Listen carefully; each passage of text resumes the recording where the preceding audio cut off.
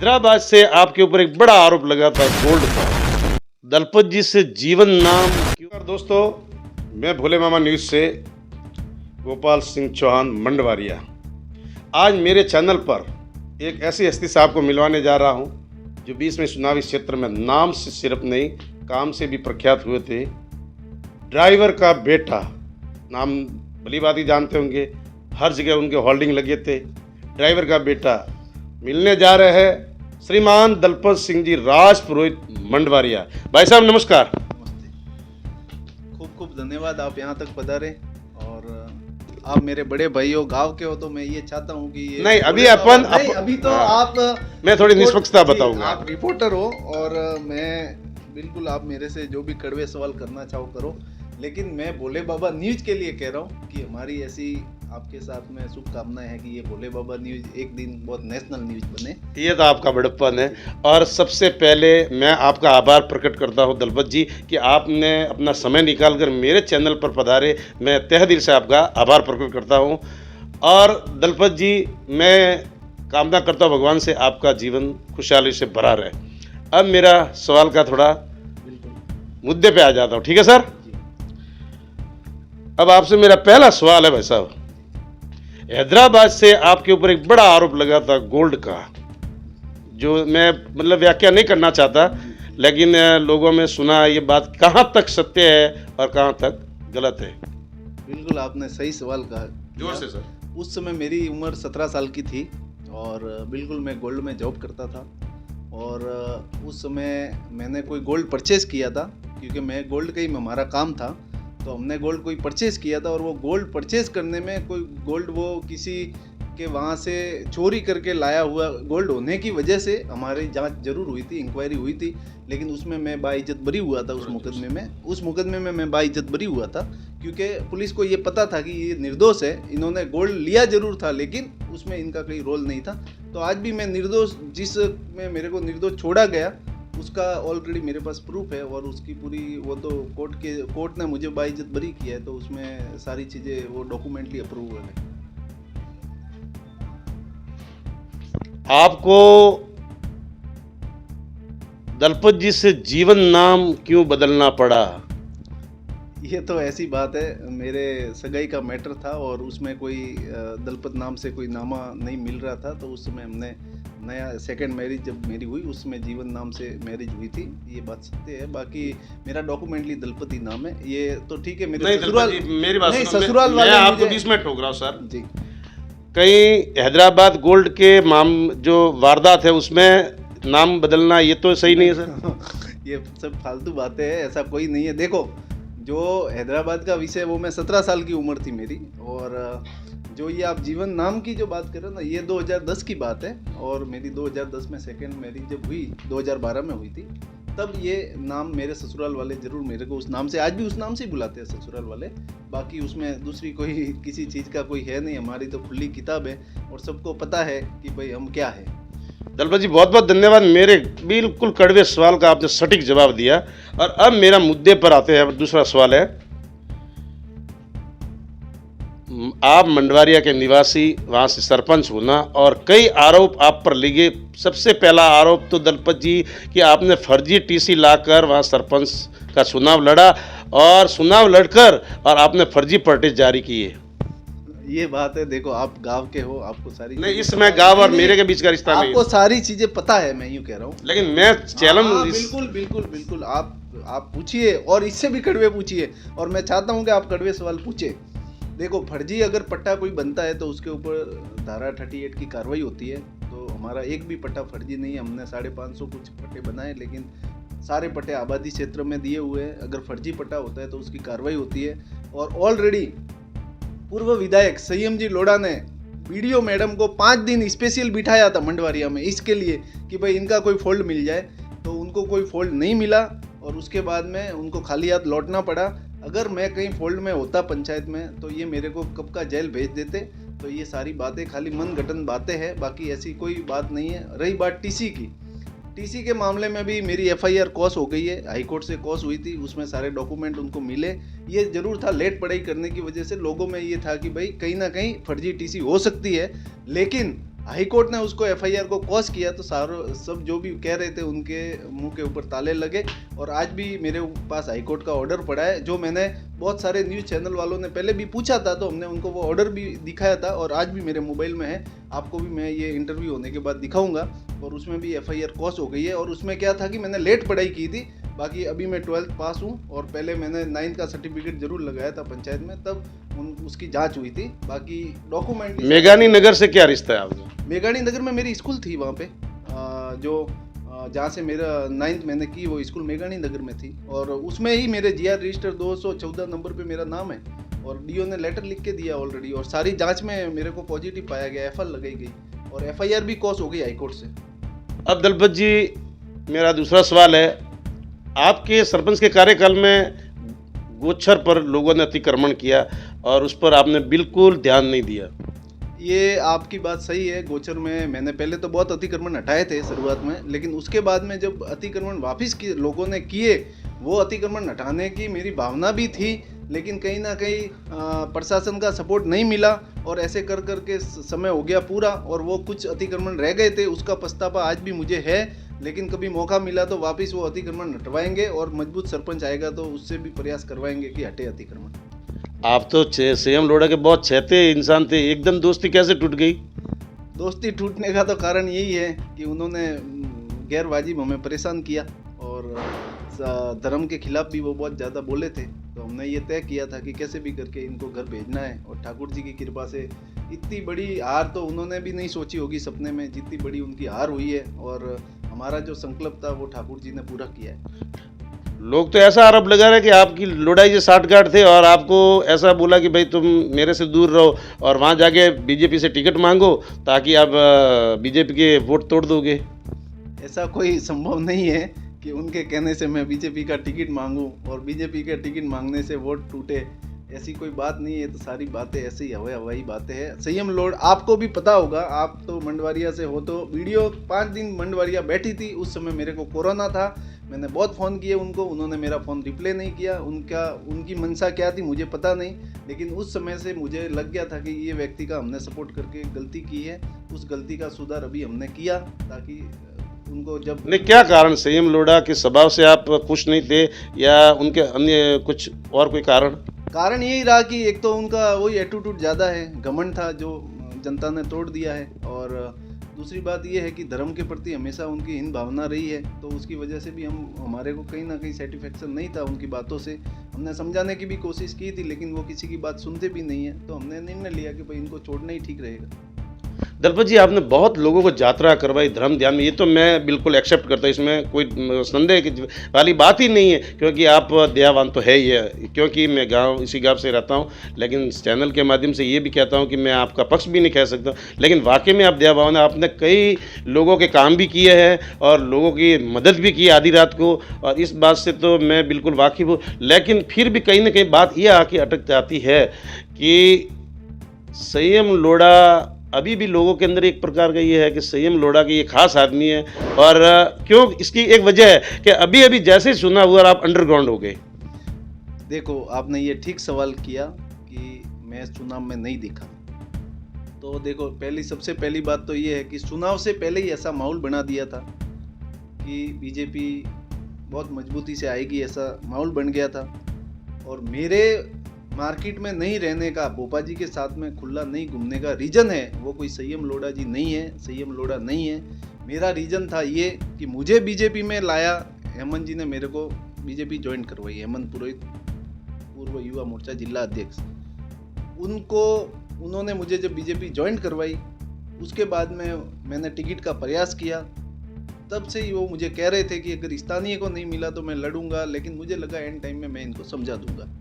Last में जब ticket नहीं मिला, भोपा जी को टिकट मिला, और मैंने जब सुना कि भाई ये निर्दलीय लड़ रहे हैं, तो मैंने उनको समझाने के लिए मेरा प्रयास किया। मैंने भोपा जी से बात की, भोपा जी और हमारे मीटिंग हुई, सीक्वेंस संघ कार्यालय में हम मिले थे। उसके बाद में मैंने मालूम जब पड़ा तो मैंने समझाने के लिए उनको गया उनके घर, और सारे मेरे प्रयास किए, उसके बावजूद भी वो नहीं माने। तो मैंने उनको कहा कि भाई अब अगर आप नहीं मानोगे तो मुझे तो भोपा जी का प्रचार करना है, और आपके रास्ते अलग है, मेरे रास्ते अलग है। फिर मैं उनको छोड़ के भोपा जी का जैसे ही प्रचार में अभी तो शुरुआत ही की थी, पहला ही एक ही बार हार पहनाया भोपा जी को, और तुरंत वो फोटो वायरल होते ही वो आए और मेरे से एक बात कही कि आप मेरे लिए जीवन में कभी कुछ दो या नहीं दो, एक बार मेरी बात मानो, और आप अगर भोपा जी के साथ नहीं घूमोगे तो मैं बहुत सारे बड़ी वोटों से लीड लूँगा और मैं 25-30 हज़ार वोट लूँगा, और अगर आप भोपा जी के साथ घूमें तो मेरे को 500 वोट भी नहीं आएंगे। तो मैंने कहा मैं घूमूं या नहीं घूमूं आपके वोट नहीं आएंगे। और मैंने किसने कहा सर? हेमंत जी ने कहा, हेमंत पुरेल जो निर्दलीय लड़े थे। मैंने उनको उसी समय कहा था कि आप 2000 वोट अगर ले लो ना तो भी बहुत बड़ी बात है, और आप 2000 के अंदर अंदर चिमटोगे और ये सारी चीज़ें आप छोड़ दो। बीजेपी में आपने भोग दिया है, आपका जीवन बीजेपी में गया है और आपके प्रदेशाध्यक्ष नजीकिया है, और आप ये चीज़ अभी सरकार बीजेपी की बनने वाली है, आप इस बात को एक्सेप्ट करो और आप सारी चीज़ें छोड़ो और आप लग जाओ काम में। और प्रदेश के नेताओं ने भी इनको फ़ोन किए, मैंने भी समझाया लेकिन नहीं समझे, और लास्ट में उन्होंने मुझे ये प्रार्थना की। तो मैंने ये देखा कि भाई चलो, जिसने मुझे बीजेपी में प्रदेश स्तर से ज्वाइनिंग करवाई है और आज वो व्यक्ति छोटी सी बात के लिए कह रहा है तो उससे मेरा पर्सनल नुकसान होना है, मुझे पता है, लेकिन मैं वो लोगों के सवालों के जवाब दे दूंगा। और मैंने कहा ठीक है, अगर मेरे नहीं घूमने से तुम्हारे को वोट मिल रहे हैं तो ले लो। लेकिन मैंने ये जरूर कहा था, जितने भी बीजेपी के मेरे लोग हैं उनको मैंने कहा था कि मंडवारिया का भी बूथ अगर भोपा जी के माइनस रह जाए तो आप हमें कहना। हमारे कोई लोग उनके साथ नहीं थे, लेकिन उनको ऐसा होप था कि लोग साथ में, पूरे समाज पूरी भोपा जी के साथ थी। लेकिन ये जरूर है कि मैं खुला नहीं घूमने का रीज़न ये था कि जिस व्यक्ति ने मुझे बीजेपी में ज्वाइनिंग करवाई उन्होंने अगर मेरे से कुछ चीज़ मांगी तो मैंने उनको दी, लेकिन अब हमारा जो भी था वो पूरा हो गया है और अब आगे जाके हम किसी चीज़ के उनके दायरे में नहीं है कि भाई वो कहे और हम माने। ठीक है, तो ये चीज़ जो थी ये गुरु दक्षिणा समझो, जो समझो। मैंने जहर पिया और मैं चुप रहा, वो मैं ही जानता हूँ कि कैसे जहर पिया, क्योंकि मैंने बीजेपी के लिए जो मेहनत की थी और जो मैंने माहौल बनाया और उसका जब जस लेने की बात आई तो मुझे घर बैठना पड़ा। ये मेरे लिए कितनी दुख की बात होगी, लेकिन ये हर किसी को नहीं समझा सकते। समय आएगा तब सबको पता चलेगा, और मैं समझाना भी नहीं चाहता हूँ, क्योंकि देखो जिसको जो काम करना है वो करना है, उसके फल की हम इच्छा रखते भी नहीं है और रखनी भी नहीं चाहिए। जो ऊपर वाला ठाकुर जी अपने आप देगा, जो सही होगा वो सही जगह पे आके अपने आप खड़ा हो जाएगा। आपने किस उम्मीद पर ये सोचा था और आपने मिशन तैयार किया था कि मुझे टिकट मिलेगा भाजपा? क्योंकि पुराने कद्दावर नेता भी तो आज, कार्यकर्ता भी तो बैठे हैं सर, और आपने तो ड्राइवर का बेटा, जगह जगह आपके होल्डिंग, यात्रा करवाना, फलाना ढिमका, आपने किस उम्मीद पर ये सब सोचा था? मैं आपको बताऊं कि सेवा करना मैंने मेरा एक लक्ष्य बना दिया है। आज भी मैंने अन्न लिए 4 महीने हो गए। गौ माता का संकल्प लिया है कि गौ माता का मजबूत राजस्थान में कानून पास नहीं होगा जब तक मैं अन्न नहीं लूँगा। तो आज 4 महीने हो गए, मैंने अन्न भी छोड़ा हुआ है और आगे भी मुझे सेवा करनी है। और मुझे पूर्ण विश्वास है कि मेरे को कहीं भी सरकार में मौका जहाँ भी मिलेगा वहाँ मैं मेरी मजबूती से बात रखूँगा, और आने वाले समय में भी मैं मजबूती से समाज की सेवा में आगे खड़ा रहूँगा। और जो भी गौ माता के लिए आगे आएगा उनके साथ हम मजबूती से खड़े रहेंगे। और मुझे विश्वास है कि कहीं ना कहीं देखो, जिसके अंदर सेवा का भाव होता है उसको भगवान कहीं ना कहीं रास्ता देता है सेवा करने का। और अभी भी हमारी यात्रा भी पहले भी की है और अब आगे भी चालू रहेगी। एक नियमित यात्रा चालू रहेगी। ये इलेक्शन की वजह से हमने ब्रेक किया था, बाकी वापस चालू करेंगे उसको। दलपत जी, बीच में आपको आसोतरा से ऐसे वीडियो वायरल हुआ और आपको गाली गलौज कर रहा, वही बंदा आपके फेवर में वापस बयान करता है। ये ऐसा है कि वो भ्रमित हुआ होगा। नहीं, कहीं आपने उसको धमकाया वगैरह? नहीं, ऐसी कोई बात नहीं है। वो कहीं भ्रमित होने की वजह से कुछ बोला होगा, कभी कोई गुस्से में बोल देता है। बाकी थोड़ा जोर से। हाँ, ऐसा है कि कोई गुस्से में बोल देता है, बाकी जब उसको पछताताप हुआ कि भाई मैंने किसी सही व्यक्ति के खिलाफ गलत बोला है तो उन्होंने माफ़ी मांगी। तो उसका तो कोई विषय नहीं है। लोग कभी भटक जाते हैं, कोई ऐसा जरूरी नहीं है हर व्यक्ति हर समय एक ही जैसा सोचता हो। दलपत जी, कम से कम आपको याराना निभाना था हेमंत जी के साथ, क्योंकि आप साथ में रहे, सूरत भी गए, इतने प्रोग्राम किए, हर जगह हेमंत जी ने आपका कंधे से कंधे मिलाया। लेकिन जब चुनाव का समय आया और हेमंत जी से आप दरकिनार हो गए, और एक दोस्त के लिए तो एक धोखा समझा जाएगा। ये मैं जो चुप बैठा और भोपा जी के साथ नहीं घूमा। नहीं, हंस के मत टालो सर। नहीं, मैं भोपा जी के साथ में खुले में नहीं घूमा। मतलब भोपा जी के साथ थे, हेमंत जी को धोखा दे रहे थे? देखो धोखे की बात नहीं है, मैंने उनको पहले ही स्पष्ट कहा था कि अगर आप निर्दलीय लड़ोगे तो मैं साथ नहीं रहूंगा। आपने स्पष्ट किया था। बिल्कुल पहले ही मैं बीजेपी ज्वाइन करने वाला था, उससे पहले ही मैं हमारी जब बात चली थी तो मैंने कहा था कि मैं अगर बीजेपी ज्वाइन कर रहा हूं तो मैं हमेशा पार्टी के साथ रहूंगा, क्योंकि कहीं ना कहीं उनकी बातों में वो झलक रहा था कि भाई निर्दलीय अगर स्थानीय को नहीं दिया गया टिकट तो मैं कोई ना कोई दावेदारी करूंगा, ऐसा पहले से ही वो कह रहे थे। तो मैंने उनको पहले ही कहा था कि भाई अगर आप दावेदारी करोगे तो मैं आपके साथ नहीं रहूंगा, ये पहले मतलब सीधी बात है कि आपके मन में खोट नहीं थी, यदि ऐसा हुआ तो मैं आपके साथ ऐसा बिल्कुल। नहीं कर सकता। आज भी मैं आपको बताऊं कि जितने भी आपने सवाल किए ना, जो उसके रियल जवाब थे वो मैंने दिए आपको। बाकी देखो यूं है कि मैं उनको पहले ही कह दिया था तो फिर तो बात ही खत्म हो गई, लेकिन फिर भी मैंने तो भी रखा और मैंने उनकी बात फिर भी इतनी मानी कि भाई मैंने जहर पिया और मैं भोपा जी के साथ नहीं घूमा। लेकिन ऐसा गलत रास्ते पे जाएगा तो देखो कोई भी किसी भी मित्र का साथ कोई नहीं दे सकता है। अब एक बड़ा मेरा मुद्दे का तीखा सवाल है दलपत जी, देना तो पड़ेगा आपको।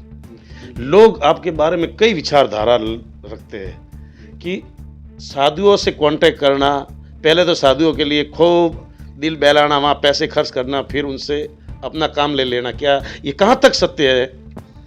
भाई साहब यूँ है कि मेरे से ज़्यादा आप भी साधु संतों के पास घूमते हो। साधु से हम सिर्फ आशीर्वाद ले सकते हैं, साधुओं से आशीर्वाद के सिवा कुछ नहीं मिल सकता। और ये सारी मनगढ़ंत लोगों की बातें हैं। बाकी साधु संतों के लिए जाना और साधुओं के पास अगर कोई स्वार्थ के भाव से जाता है तो ये गलत है। मैं आपको, आपने पूछा है तो बता दूं, इस पूरे भारत में ऐसे कोई बड़े संत नहीं है जो मुझे नाम से नहीं जानते भाई साहब। प्रेमानंद जी ले लो, आप धीरेन्द्र शास्त्री जी ले लो, आप कोई भी संत ले लो जो मुझे बड़े से बड़े, राम भद्राचार्य जी ले लो। आपने भुआ लोगों को भी तो नहीं छोड़ा नहीं भुआ जी तो मेरे नहीं, कहने का मतलब उनसे आशीर्वाद लेने में नहीं, वो तो मेरे वो खाली एक देवासी है संपर्क में, वो भुआ जी जरूर है अहमदाबाद वाले, बाकी मेरे कोई संपर्क में नहीं है। बाकी संत मेरे जितने भी है संतों का पूरा सानिध्य है, आशीर्वाद है। बाकी देखो यूं है कि कोई भी अच्छे भी कर्म करेगा तो हर कोई भी उसके ऊपर उंगली उठाएगा और लोगों को देखो अपना काम कर्म करना है और कौन क्या कहता है नहीं तो मैंने आज तक पलट के किसी को जवाब दिया है और नहीं मैं इस बारे में, आपने पूछा है तो स्पष्ट करूं कि साधु संतों के पास जाना और साधु संतों के संपर्क में रहना ये भाग्य के बगैर संभव भी नहीं है। और हमारे घर तो ऐसा है कि 2-2 महीने तक संत रहे हैं और उनकी सेवा हुई है और आज भी कितने संत हैं जो पधारते हैं और उनके लिए हम समय भी देते हैं। और देखो अगर मेहनत और पसीने का पैसा संतों के लिए खर्च करना और लगाना वो भी भाग्य के बगैर नहीं हो सकता है।